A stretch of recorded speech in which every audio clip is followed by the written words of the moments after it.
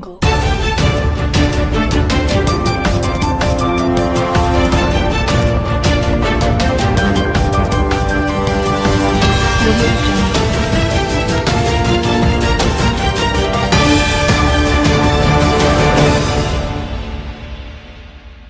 बिहार की राजनीति में एक नया मोड़ तब आया जब जनसुराज पार्टी के संस्थापक प्रशांत किशोर ने अजदुद्दीन ओवैसी को हैदराबाद में राजनीति करने की सलाह दे डाली। प्रशांत किशोर ने स्पष्ट कहा, ओवैसी की राजनीति का ढर्रा कई सालों से वही है। वे जहां जहां चुनाव लड़ते हैं, देश को पता है कि वहां उनकी रणनीति क्या है। बिहार को हैदराबाद से नेताओं की जरूरत नहीं है। अगर वे इंडिया गठबंधन में शामिल होना चाहते हैं तो ये उनकी और गठबंधन की मर्जी पर है, लेकिन हमारे लिए ओवैसी बिहार में कोई फैक्टर नहीं है। प्रशांत किशोर का अब ये बयान तब आया जब ओवैसी की अगुवाई वाली AIMIM महागठबंधन में शामिल होने की कोशिश कर रही थी, लेकिन राजद ने उनकी पेशकश को ठंडे बस्ते में डाल दिया। राजनीति के जानकारों का मानना है कि प्रशांत किशोर अपना रुख साफ कर न केवल अजदुद्दीन ओवैसी को बिहार में बढ़ती महत्वाकांक्षा को ठेस पहुंचाया है, बल्कि तीसरे मोर्चे की उम्मीदों पर भी बड़ा सवाल खड़ा कर दिया है।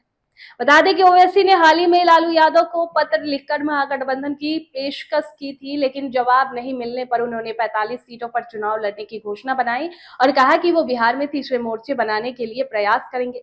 लेकिन प्रशांत किशोर के इस बयान के बाद अब बिहार में थर्ड फ्रंट की संभावना को कमजोर हो गई है।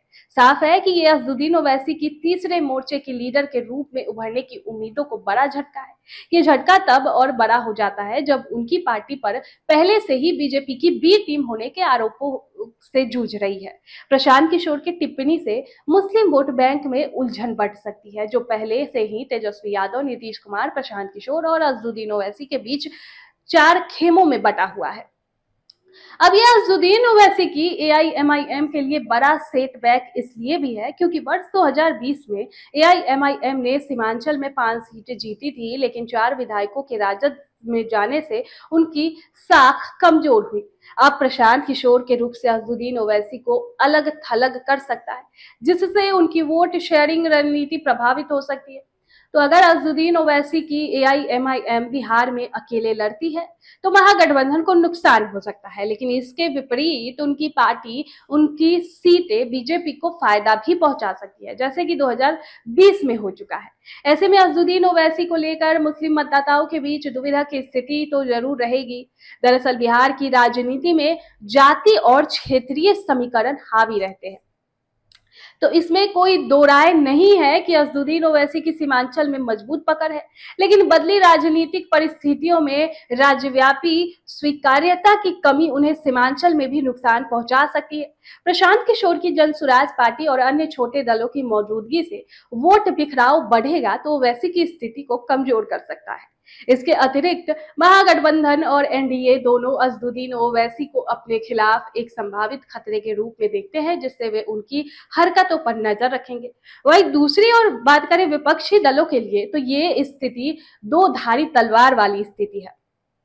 अब ये कैसे, देखिए, अगर अजदुद्दीन ओवैसी अकेले लड़ते हैं तो उनका वोट बीजेपी को लाभ दे सकता है, जैसा कि प्रशांत किशोर ने भी अपने बयान में इशारा किया है।